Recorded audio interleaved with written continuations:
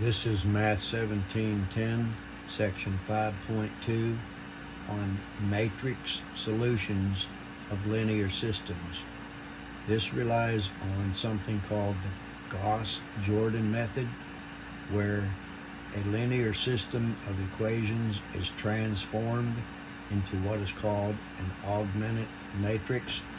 So you see the example there, x plus 3y plus 2z equals 1, and so on.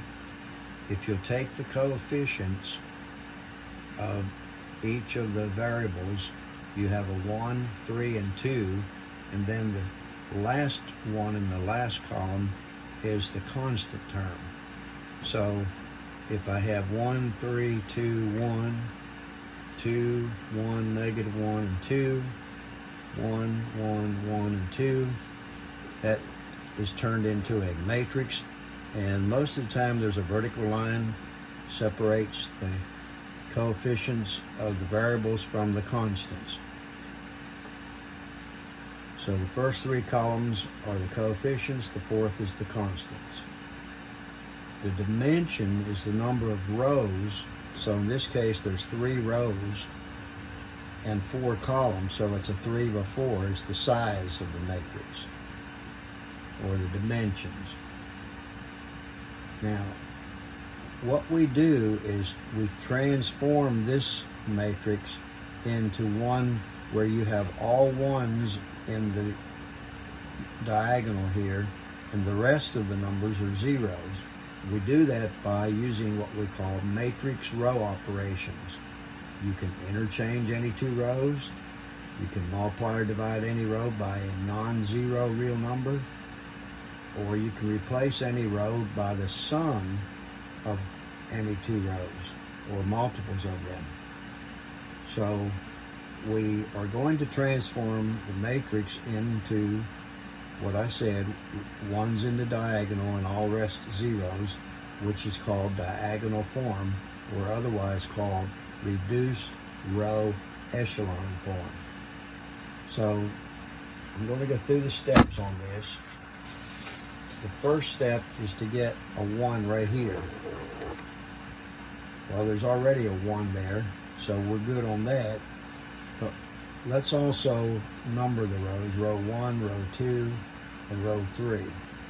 We're going to use this 1 in row 1 to make the 2 and the 1 into zeros. So what we're going to do is we're going to take a negative 2 times row 1. We're going to add row 2 to that, and we're going to put the answer in row 2. So if we multiply negative 2 times row 1, we get negative 2, negative 6, negative 4, and negative 2. And then we're going to add row 2 to it, so we're going to put a 2, 1, negative 1, and 2. So we're going to add those 2. So that gives us 0, negative 5, and 0. This will be our new row 2. We're then going to get a 0 in row 1 in the first column. We'll take a negative 1 times row 1 and add row 3 to it. And we'll put the answer in row 3. So if we take a negative 1 times the first row, we get negative 1, negative 3, negative 2, negative 1.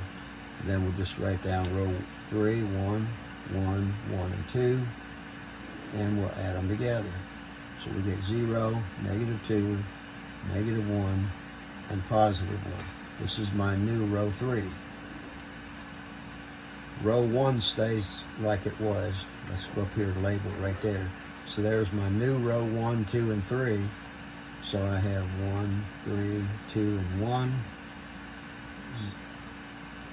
0, negative 5, and 0, 0, negative 2, negative 1, and 1. So I now have my first column the way I want it. A 1 up here and all zeros in the rest of the column. Now I want to get a 1 right here. So what I'm going to do is I'm going to take and divide this row by 5, or that's the same as taking negative 1/5 times row 2. This is row 1, row 2, and row 3. And that'll give me a new row 2, which will be 1, 3, 2, and 1 for row 1. Row 2 will now be 0, 1, 1, and 0. And row 3 will be 0, negative 2, negative 1, and 1. So I got my 1 right there like I wanted. I'm going to use this 1 to get a 0 here and a 0 here. So let's get the 0 in row 1. I'll take a negative 3 times row 2, and I'll add it to row 1, and I'll put the answer in row 1. That'll be my new row 1. So that's going to be 0, negative 3, and 0. And row 1 is 1, 3, 2, and 1. I'll add those together, and I'll get 1, 0, negative 1, and 1. That's going to be my new row 1. Okay, now I want a 0 down here in row 3. So I'll take, using this same row 2, I'll take 2 times row 2, and I'll add it to row 3. And I'll put the answer in row 3. So that's going to be 2 times row 2 would be 0, 2, 2, and 0. And add row 3 to it, 0, negative 2, negative 1, and 1. I'll add those together, and I'll get 0, 0, 1, and 1. That'll be my new row 3. Okay, so I keep row 2 like it was. So there's row 1, row 2, and row 3 for my next step. So row 1 was 1, 0, negative 1, and 1. Row 2 was 0, 1, 1, 0. And row 3 was 0, 0, 1, 1. So there's my new matrix. Let's label the rows again. So I got a 1, 1, and 1, which is what I want there, but now I have to make this into a 0 and this into a 0, and I'll use this to do it. So I'll just take row 3 and add row 1, and I'll put the answer in row 1. So row 3 is 0, 0, 1, 1.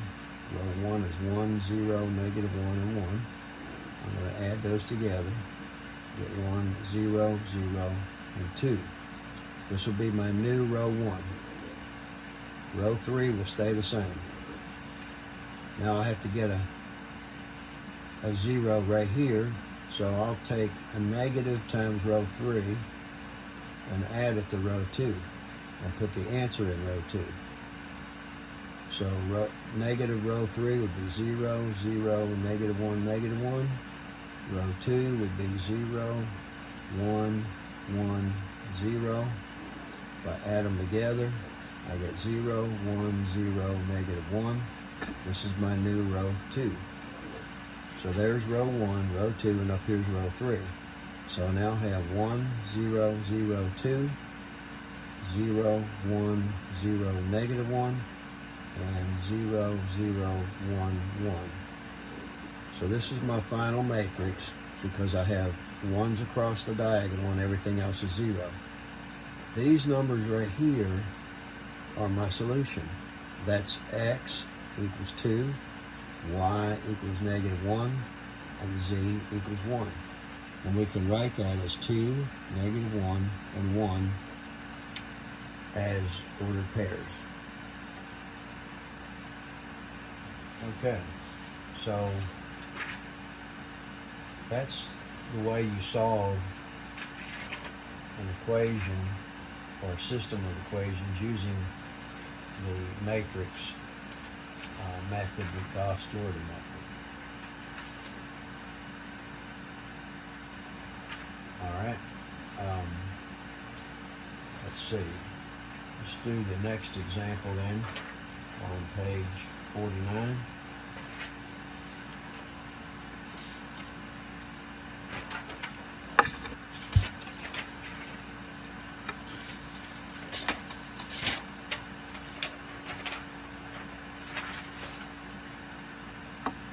Where we have what we call an inconsistent solution, or inconsistent system rather.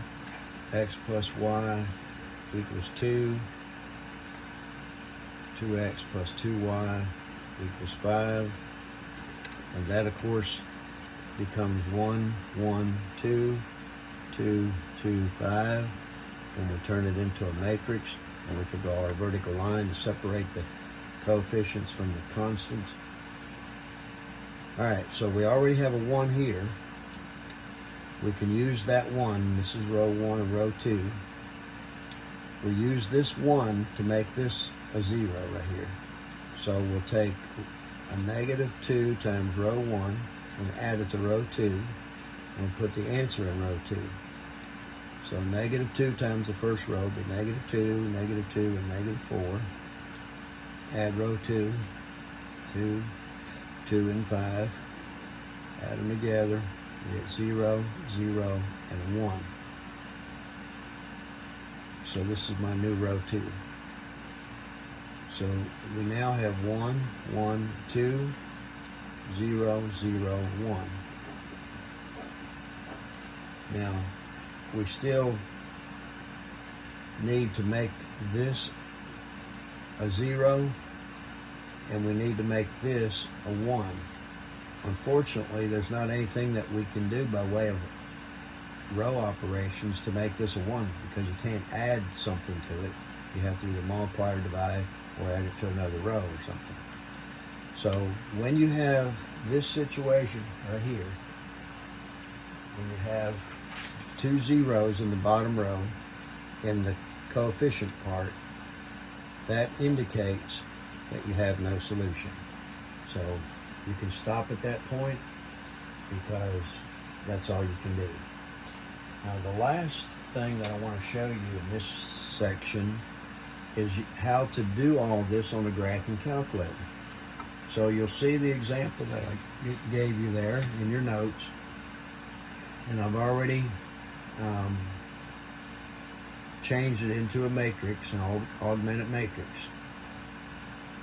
If you'll take your calculator and find your matrix button, on my calculator it's in yellow, so I have to use the yellow, the second button, and matrix to get it.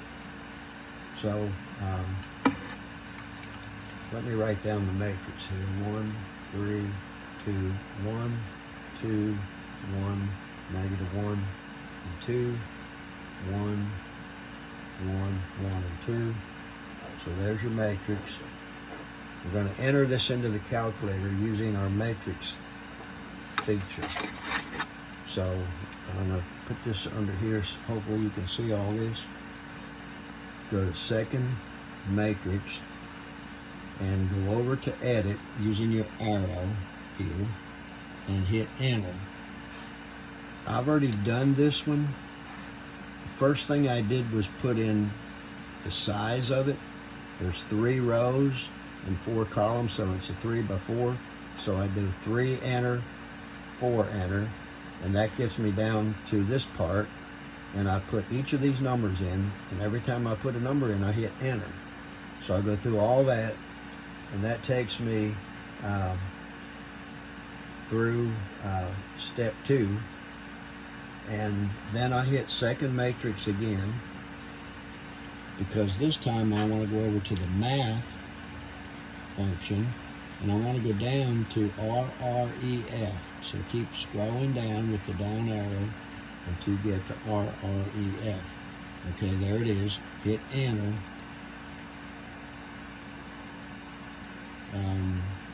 Sometimes it does this, and sometimes it gives you a different screen.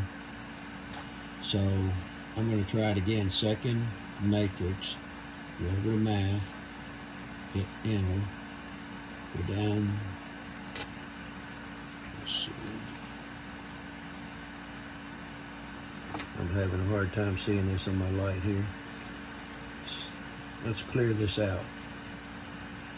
Second matrix. Go over to math, down to RREF. Hit enter.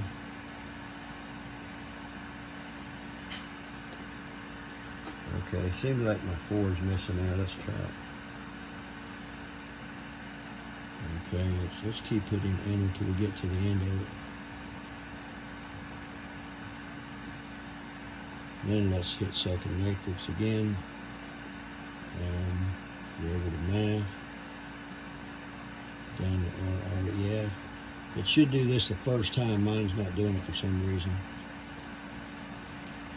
Yeah, still not doing it. But it should come up with RREF. It'll look like RREF. And then it'll have a parentheses. And what you'll do is you go to second matrix. And the first word is names. And you'll just hit enter. And it'll give you an A in there. That's the name of the first matrix. So then you'll close your parentheses. And then you'll hit enter. Okay, and it should give you your final result, which I believe will look like, let me see where I put that.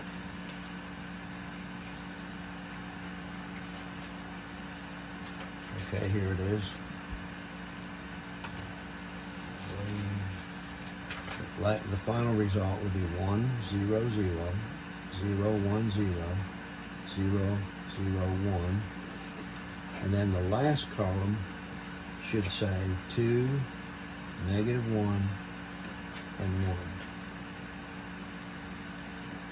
Okay, so there's your answer. X is 2, Y is negative 1, and Z is 1. I'm sorry about that RREF thing. My calculator wasn't cooperating with me for some reason on that, but hopefully yours won't give you a problem. But the point is that by entering this into the calculator, using the steps in your notes, you'll end up with this right here, and that'll give you the answers to your problem. You don't have to do all those row operations and everything like we did on the other example without the calculator. So that concludes this section.